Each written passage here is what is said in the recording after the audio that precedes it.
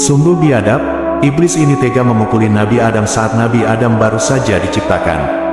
Dikisahkan, dahulu pada saat penciptaan Nabi Adam alaihissalam, para malaikat banyak yang tak setuju dengan adanya penciptaan manusia sebagai khalifah di bumi. Namun, Allah Maha Mengetahui, malaikat yang merasa lebih tahu dari Nabi Adam, lalu ditantang untuk menyebutkan nama benda-benda yang ada di langit dan bumi. Namun sayangnya, malaikat itu tidak mampu menyebutkannya. Selanjutnya, Nabi Adam diperintahkan untuk menyebutkan nama-nama benda itu semuanya.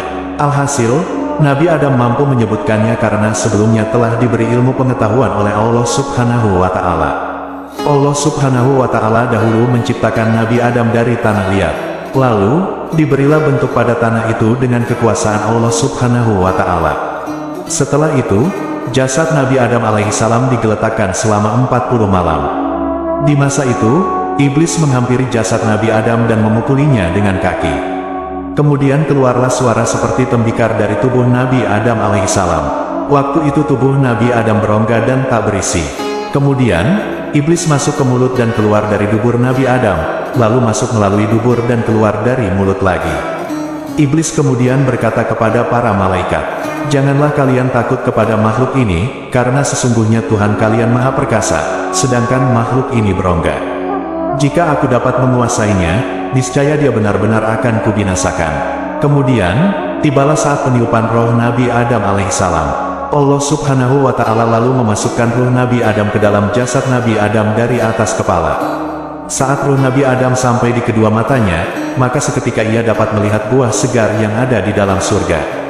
Ketika ruh sampai di perut jasad Nabi Adam, maka timbullah rasa ingin memakan buah yang ada di surga.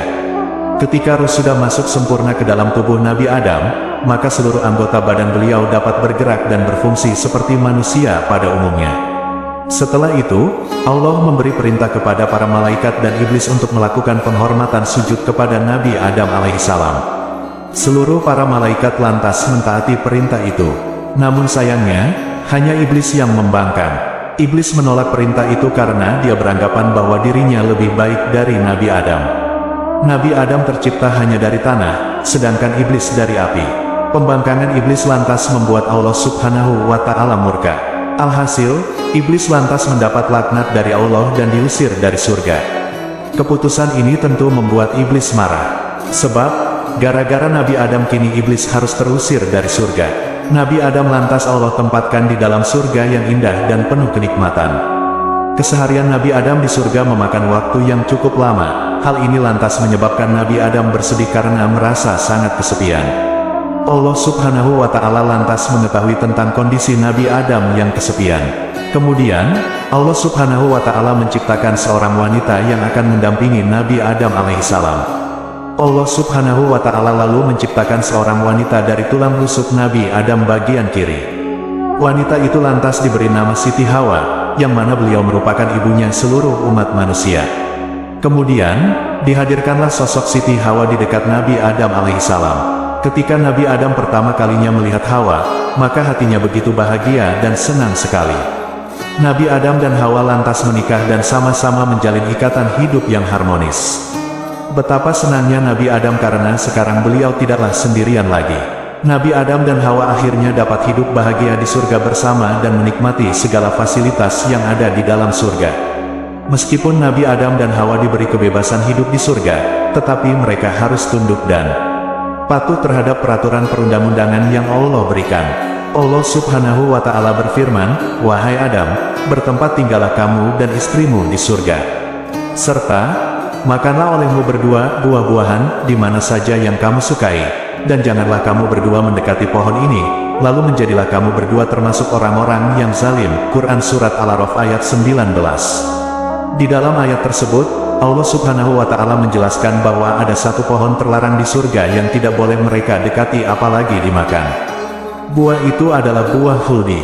Selama beberapa masa di dalam surga, Nabi Adam dan Hawa masih mampu dan patuh terhadap aturan yang ditetapkan Allah Subhanahu wa Ta'ala.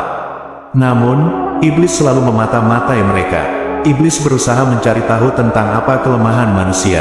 Kemudian, iblis berhasil mengetahui bahwa kelemahan manusia ada pada nafsunya. Iblis lantas berupaya membujuk Nabi Adam dan Hawa untuk memakan buah khuldi dengan segala cara. Buah huldi adalah buah yang rasanya paling nikmat di surga waktu itu, kelezatan buah di dunia, tidak ada yang bisa menandingi buah huldi. Iblis lantas merayu dan berkata kepada Nabi Adam alaihissalam, "Wahai Adam, maukah aku tunjukkan kepadamu pohon huldi dan kerajaan yang tidak akan binasa?" Iblis berupaya merayu Nabi Adam agar memakan buah huldi dengan iming-iming hidup kekal selamanya.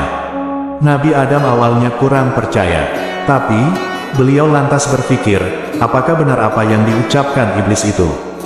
Namun, akhirnya Nabi Adam mempercayai perkataan iblis. Nabi Adam alaihissalam lantas mendekati buah huldi untuk memetik buahnya lalu memakannya. Setelah mereka berdua memakan buah larangan itu, pakaian surga yang mereka pakai lantas menghilang.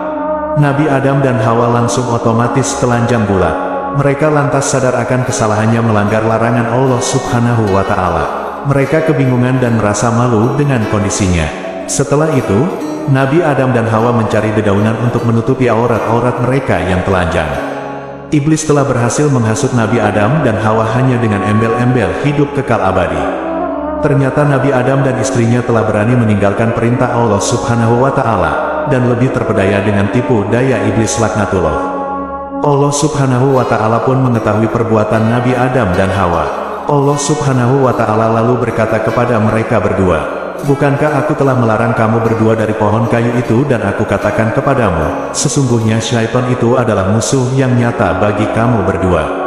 Quran Surat Al-A'raf ayat 22. Nabi Adam dan Hawa lantas menangis penuh malu dengan segala penyesalannya. Mereka memohon ampun kepada Allah Subhanahu wa Ta'ala atas dosa kesalahannya. Namun karena sudah takdir Allah, mereka berdua lantas harus diusir keluar dari surga untuk menjadi pemimpin kehidupan di bumi.